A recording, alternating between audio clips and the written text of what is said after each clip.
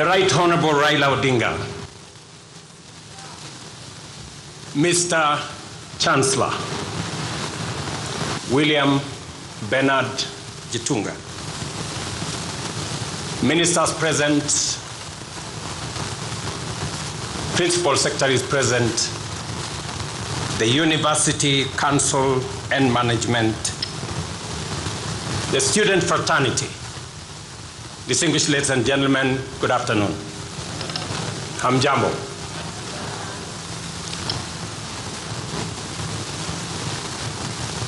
Saa zingine kunasemekana mtu amepata kazi. Alafu saa zingine kunasemekana kazi imepata mtu.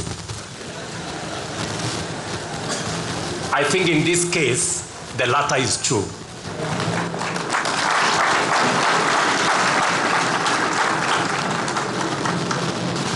Mimi nimeona ya kwamba kazi ya Chancellor imepata mtu.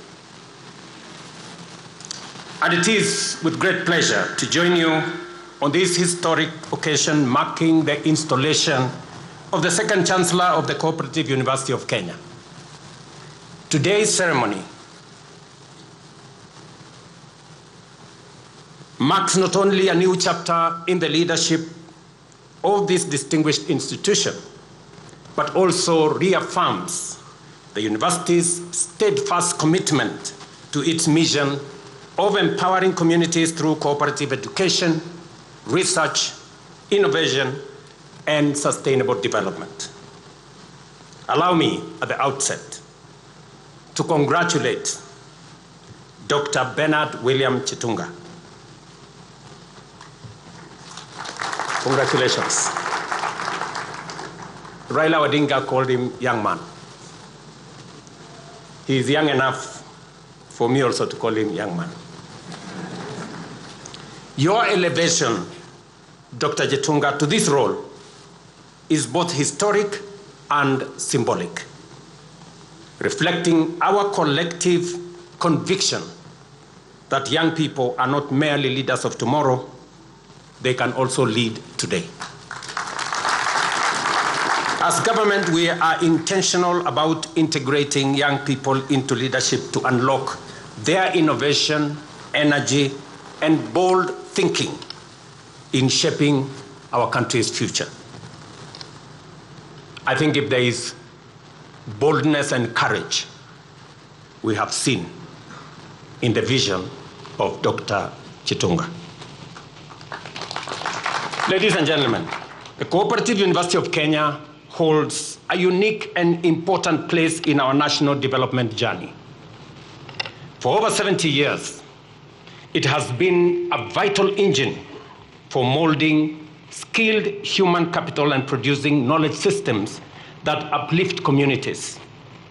Its foundation in the cooperative values of equity, democracy, solidarity, and mutual responsibility has ensured that its focus remains grounded in making a real impact on people's lives and driving grassroots transformation. The university's impact is evident in the professionalism it brings to cooperative governance, the training of strategic leaders for MSMEs, and its robust research and policy work that strengthens institutions at the foundation of our economy. This is, in my very honest opinion, true empowerment, people-centered, local, and transformational. Our agenda is to build on the productivity of every Kenyan. During nationwide consultations, Kenyans expressed a desire not just to share the national cake, but also to be empowered to bake it. This calls for accessible, practical, future-oriented education. Education that imparts skills, nurtures enterprise, and equips citizens to organize collectively. The Cooperative University is uniquely placed to deliver on this. Accordingly, we are implementing a sustainable higher education funding model to ensure that every learner, regardless of their background, has a fair chance to pursue their academic ambitions. Through institutions like this cooperative university, we're empowering communities with the tools and knowledge to participate meaningfully in national development and wealth creation. I have heard very carefully what both the Chancellor and the Vice Chancellor has said, and all the other leaders that have spoken before me, on matters education. It is said that education is the single most powerful enabler of societies, communities, and people. And that is the reason why my first job in office as president was to find out, to ask the reason why we have difficulties in our education system. I did put together a presidential task force that gave us a roadmap that spent almost 8 months with many stakeholders. I was briefed that they got 32,000 different presentations. And when I came into this university this morning, I asked the Vice Chancellor to give me feedback on the work that was done by the task force and that I did decide that it was time to implement. And the Vice Chancellor told me, Mr. President, things are different. We have paid all our workers. We have paid all our taxes. We don't have debts with suppliers. The university is different. There is a small problem, however. Some of the students complain that they have been put in the wrong band. That is the feedback I got from the Vice Chancellor. And I told him, because they had a retreat, which I had instructed the ministry, because I wanted feedback from the runners, from the managers of our universities. So they had a retreat, and soon they will be giving me a feedback on the good, the difficult, what needs to be changed. Because if we get our education and training right, we are well on course to getting our prosperity and development right. And therefore, aside from implementing and organizing the CBC program, hiring more teachers, providing more resources, additional resources to our universities, implementing a student-centered funding model that has increased resources going to universities. And today, I can proudly say the universities that were struggling 2 years ago with debts, 23 of them had already been declared bankrupt. They are now on an upward mobility. And I am informed that in the next 2 to 3, maybe 4 years, all the universities will be out of the debt trap. And it is because we must work together with our university managers, our vice chancellors. And today, I am very proud that a young man of 36 becomes the youngest chancellor in the Republic of Kenya. And he stands out. You agree with me that we have the best that we could get for a chancellor for Cooperative University. A product of this university at his early age and has gone all places, gathering experience, gathering knowledge, and making Kenya proud. I met this young man earlier in 2023 when I went to Senegal for Matters Africa Development Bank. That's where the headquarters is, because we had negotiations that would support our country. And when I met Kenyans there, they told me the difficulties they are going through because we didn't have an embassy. And I singled out Chitunga because he was precise on what needed to be done. The rest is history. We now have an embassy in Senegal. Again, I went to China a year ago in the process of negotiating things to do with our country. And again, I met this young man. And I asked him, I thought you were in Senegal. He said, I have since moved from Africa Development Bank. Now I work for the Asia Infrastructure and Investment Bank. And I met him during the signing ceremony when Kenya was joining the Asia Infrastructure and Investment Bank. And he has been immensely useful to us as a country. He's based in China, has informed some of the decisions that I have made. And when I saw this young man and remembered that he was in this university, that is the time I decided that this is the man to come and help us transform Cooperative University of Kenya. My good friend Chitunga, you have a big vision, bold, and you are courageous. You have my support and that of the government of Kenya as you undertake that bold vision you have for this university. Let me just tell you two things. As our former Prime Minister said, savings is a very important component of any meaningful progress of our country. Just to give you statistics, savings as a percentage of GDP in Kenya today is between 10 and 12%.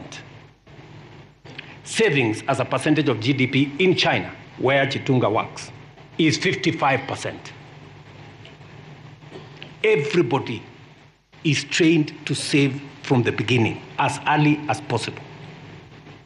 And that is how they have developed the resources to invest in their country, to develop their country, and to create the environment that you see today in their country.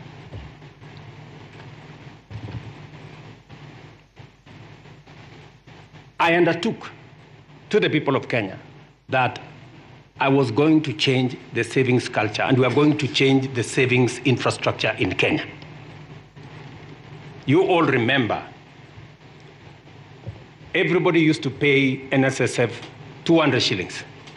Everybody in Kenya, 200 shillings. And the employers used to pay for them 200 shillings. Until 2023, that is 2 years ago. And it was okay. It was okay. We are paying 200 shillings. Explain to me why 200 shillings is okay.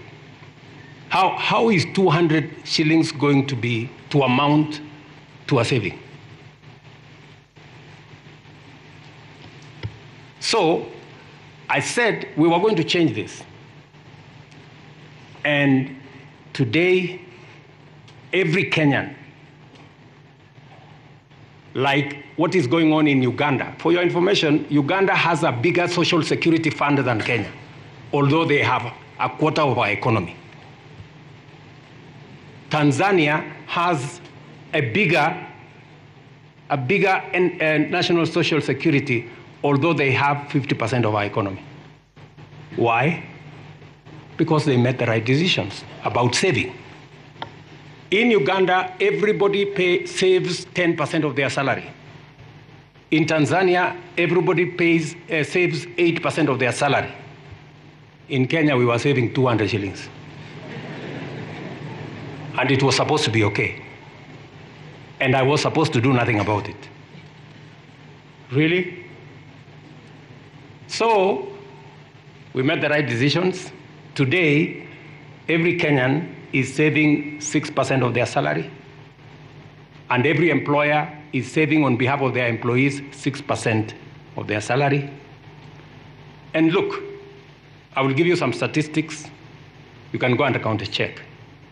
From independence up to 2023, we saved 320 billion in 60 years, right? But in just 2 years, from 2023 up to 2025, today, we have saved 280 billion. By the end of this year, we will have doubled the money we saved in 60 years. And by 2027, sawa? Yes. By 2027, we will have saved 1 trillion shillings. Because we have made some bold decisions. That is why I encourage you, Dr. Chitunga. What you have said to many people here seems impossible. I want to encourage you, it is doable, it is possible. Go ahead, you have my support and that of the government of Kenya. Many of these people here will not believe what I'm saying. Yes. But you will be shocked. Tunaelewana? Go check the statistics. So that is how to transform a nation. And I'm very proud of it. Because I'm going to confound the naysayers. Secondly, Dr. Chitunga, as we transform the nation, the cooperative movement is very important. And I like what you have said about research and about innovation and about AI and what your plan is in that space.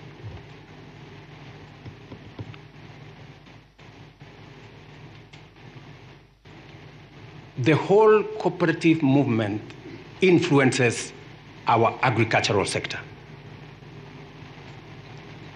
And our agricultural transformation must be underpinned by the transformation in the cooperative sector. And that's the reason why CS Oparanya and his team are working on the cooperative bill that is currently in Parliament, informed by the cooperative movement, including input from the Cooperative University. I am looking forward to signing that bill into law so that we can leverage on the efficiency and the capacities that exist in our cooperative movement to help us steamroll and turbocharge the transformation of our agricultural sector. Just to give you some statistics, the agricultural sector, we have, because of God's blessings on rain, interventions we have made in inputs, fertilizer, seeds, and others, we've seen growth in the agricultural sector. That growth will be enhanced if we organize the cooperative sector better. And that is why the cooperative bill currently in Parliament is very important.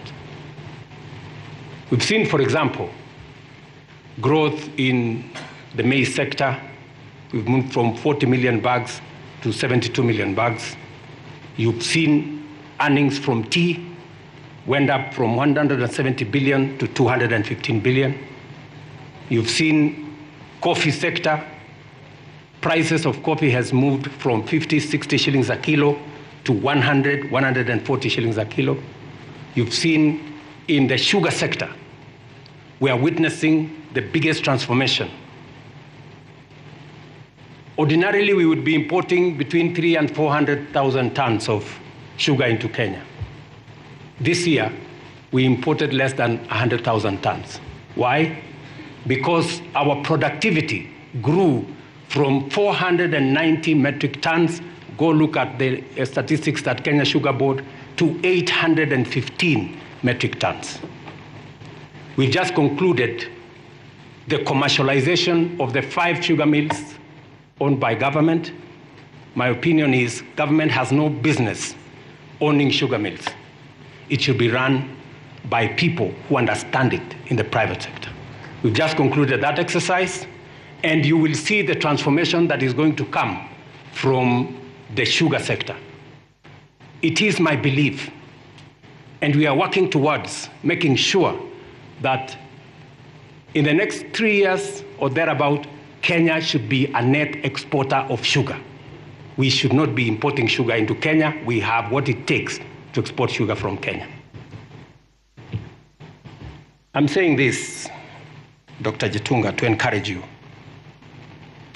that this country needs bold, courageous leaders like you to move it to the next level. People who believe in this country, citizens, patriotic citizens, who will do their best, stop at nothing in the transformation of the country. Finally, when I was in China with this good friend, many people thought, oh, William Ruto has gone to negotiate for more loans. Yeah, listen to me and listen to me carefully. You've heard this young man speak here. He has not said he's going to look for loans. He has not said he's going to look for money for government. He has said he's coming to me to look for no objection, letter of support. Because he wants to transform this place using private-public partnerships. And you have seen him with some of the partners that he's going to work with. That is the way to the future. The road we have, you saw listed from Rironi all the way to Malaba through Nakuru, is not going to be built. Is not going to be built using loans to the government of Kenya. Unasikia? It is going to be built using a toll infrastructure, public-private partnership, investment. That is what is going to build that road. The railway you saw put in the framework that we negotiated in China, from now Naivasha all the way to Uganda, is also going to be built not by loans to the government of Kenya, but it's going to be built by investments.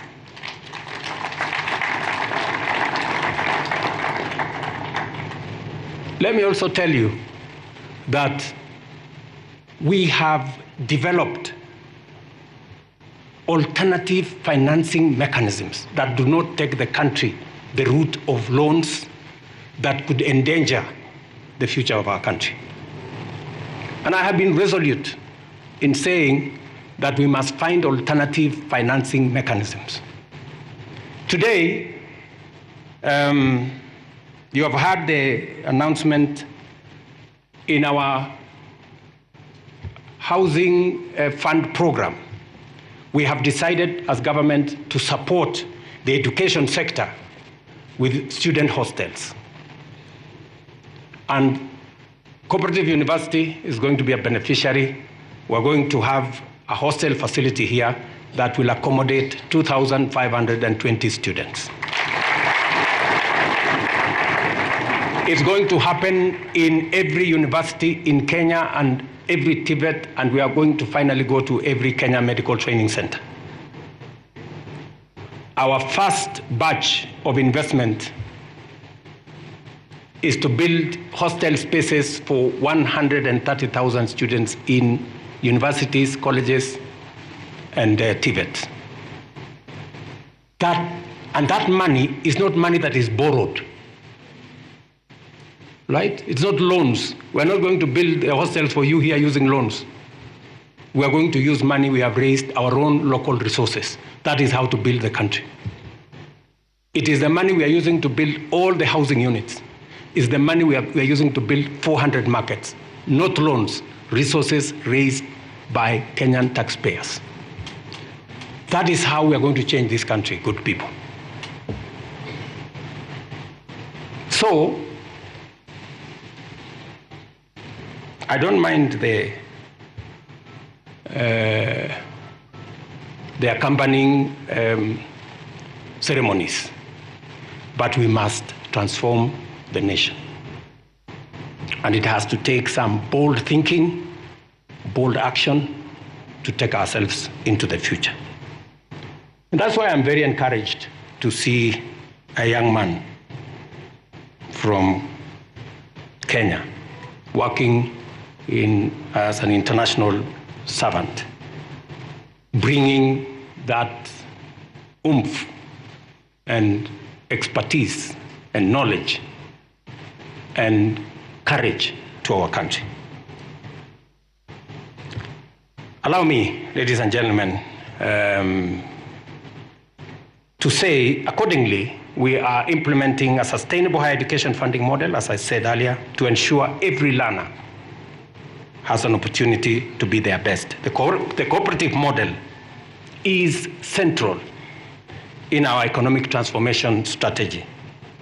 With over 14 million members, cooperatives now contribute nearly half of our national savings and finance 90% of some of the housing stock that is going on.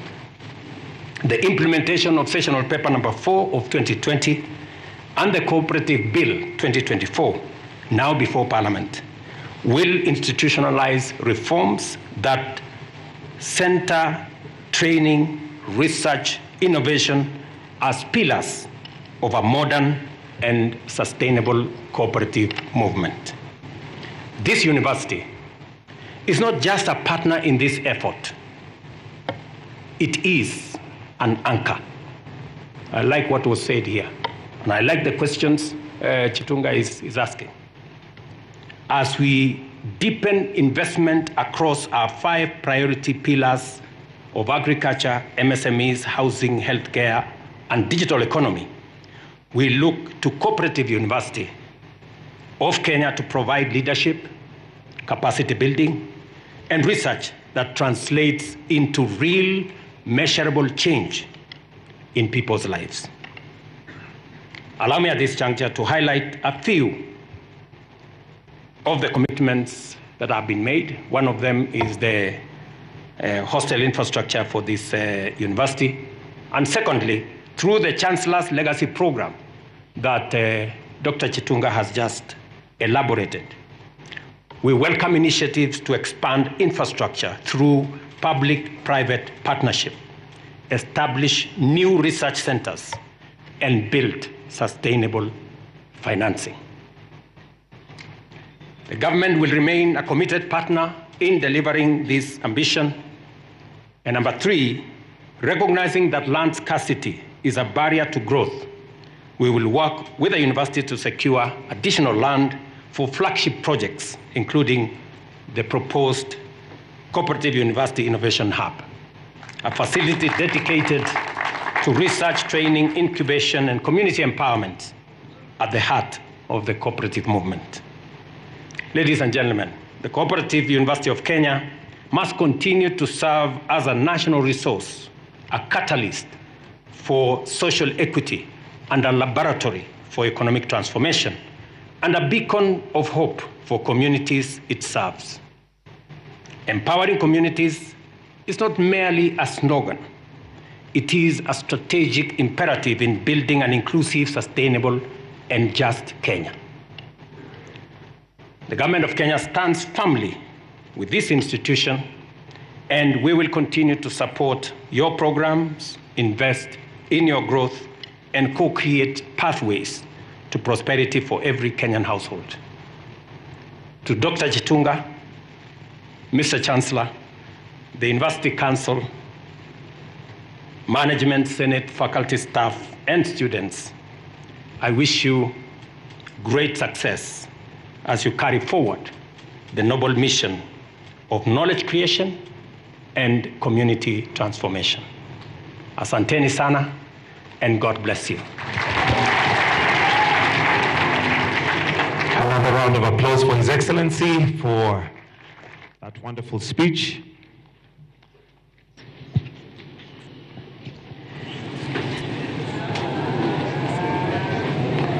Thank you, Your Excellency. And at this point, allow me to invite the Vice Chancellor to dissolve the congregation. We may take our seats. I'll invite the Vice Chancellor to come and dissolve the congregation. Your Excellency.